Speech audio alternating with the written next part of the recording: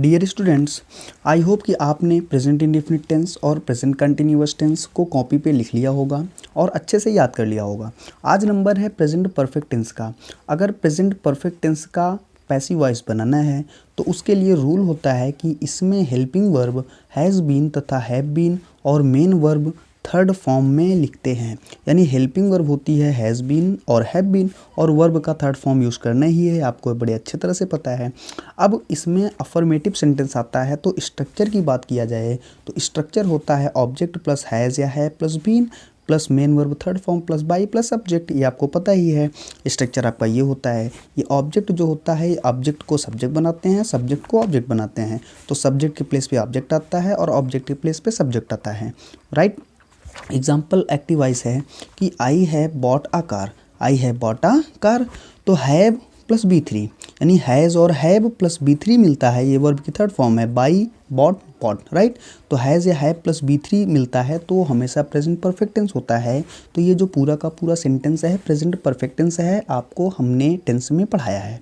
अब इसका जब पैसिव वॉइस बनाओगे तो पहले ऑब्जेक्ट आएगा, क्योंकि ये सेंटेंस अफर्मेटिव है तो स्ट्रक्चर अफर्मेटिव का लगेगा। इसके स्ट्रक्चर में ऑब्जेक्ट है तो ऑब्जेक्ट है ए कार, क्योंकि ये सब्जेक्ट हुआ, ये हेल्पिंग वर्ब हुई, ये मेन वर्ब हुई। जो बच्चा बेटा ऑब्जेक्ट है तो ऑब्जेक्ट है ए कार, ए कार को आप सब्जेक्ट बनाओ तो ए कार का सब्जेक्टिव केस ए कार ही होगा। तो ए कार के अकॉर्डिंग हैज़ आएगा, क्योंकि ए कार सिंगुलर है, सिंगुलर के लिए हैज़ का यूज़, प्लूरल के लिए हैव का यूज़। सब्जेक्ट आपका जो है सिंगुलर है तो हैज़ लगा दो।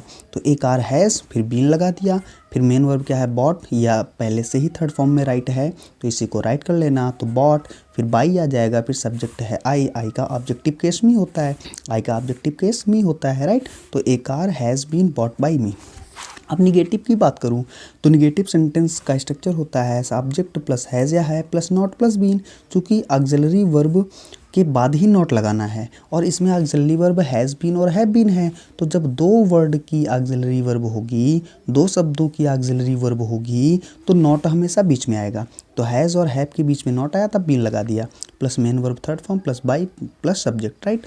एक्टिव वॉइस है इसमें एग्जांपल कि I have not bought a car, तो उसी के को आपको पैसिव में a car has not been, has not been, has not been, a car has not been, फिर बॉट आ जाएगा, bought by objective case, subject का objective case me, right. Interrogative की बात करूं तो इंट्रोगेटिव का स्ट्रक्चर है हैज़ या हैव, जुकाम हो गया है आज मुझे। इंट्रोगेटिव सेंटेंस के स्ट्रक्चर की बात करूं तो हैज़ या have plus object plus been plus main verb third form plus by plus subject plus question mark. Active voice sentence है कि have I bought a car, have starting में लगा दिया तो इंट्रोगेटिव हो गया, अगर बीच में होता तो निगेटिव होता या तो अफर्मेटिव होगा, ये आपको अच्छी तरह से पता है। तो पैसिव में कन्वर्ट करने के लिए आपको हैज़ या हैव पहले लाना पड़ेगा, हैज़ आएगा कि हैव आएगा ये डिसाइड करेगा आने वाला ऑब्जेक्ट। आने वाला ऑब्जेक्ट है ए कार होता है सिंगुलर तो हैज़ लगा दो, तो हैज़ लगा दिया, फिर ऑब्जेक्ट ए कार आ गया, फिर बीन लगा दिया, फिर वर्ब की थर्ड फॉर्म बॉट लगा दिया, फिर बाई लगा दिया, फिर सब्जेक्ट आई है इसका ऑब्जेक्टिव केस मी लगा दिया, क्वेश्चन मार्क यूज़ कर दिया। इंट्रोगेटिव प्लस निगेटिव की बात करूं तो इंट्रोगेटिव सेंटेंस में जब निगेटिव आता है तो ऑब्जेक्ट के बाद नॉट का यूज़ कर देते हैं, तो ऑब्जेक्ट के बाद नॉट लगा दो, बाकी पीछे का और आगे का मैटर पूरा इंट्रोगेटिव पे निर्भर करता है, राइट। एग्जाम्पल है एक्टिव वॉइस का कि have I not bought a car, तो same to same has a car not been bought by me, आपको ए कार के बाद नॉट लगा दो, बाकी पूरा आगे का पीछे का सेम है, राइट। डबल इंट्रोगेटिव सेंटेंस की बात करूं तो डबल इंट्रोगेटिव सेंटेंस में क्वेश्चन वर्ड पहले आ जाएगा, तो क्वेश्चन वर्ड प्लस फिर उसके बाद पूरा इंट्रोगेटिव सेंटेंस का स्ट्रक्चर यूज़ कर दो, हैज़ या have plus object plus been plus main verb third form plus by plus subject plus question mark. अब एग्जाम्पल एक्टिव वॉइस में है कि how have I bought a car, तो how को हटा दो, जान लो हाउ है ही नहीं, क्वेश्चन वर्ड जान लो है ही नहीं, तो बचा आपका हेल्पिंग वर्ब यानी हैव बचा। और जब कोई सेंटेंस हेल्पिंग वर्ब से स्टार्ट हो तो वो सेंटेंस इंट्रोगेटिव होगा या निगेटिव होगा या तो इंट्रोगेटिव होगा, यानी वो सेंटेंस इंट्रोगेटिव होगा। इंट्रोगेटिव सेंटेंस को जैसे आप सॉल्व करे हो सेम टू सेम सॉल्व करके और आप स्टार्टिंग में क्वेश्चन वर्ड को जोड़ दो बस।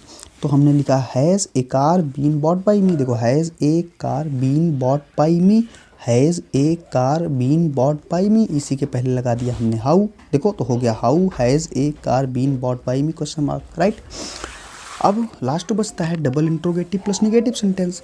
तो स्ट्रक्चर की बात करूँ तो उसी स्ट्रक्चर में हम ऑब्जेक्ट के बाद नॉट लगा देंगे, यानी इंट्रोगेटिव सेंटेंस के स्ट्रक्चर में, डबल इंट्रोगेटिव सेंटेंस के स्ट्रक्चर में हम जो है ऑब्जेक्ट के बाद क्या लगा देंगे, नॉट। यहाँ ऑब्जेक्ट के बाद बीन है तो बस ऑब्जेक्ट के बाद आप नॉट लगा दो, फिर बीन का यूज़ करो।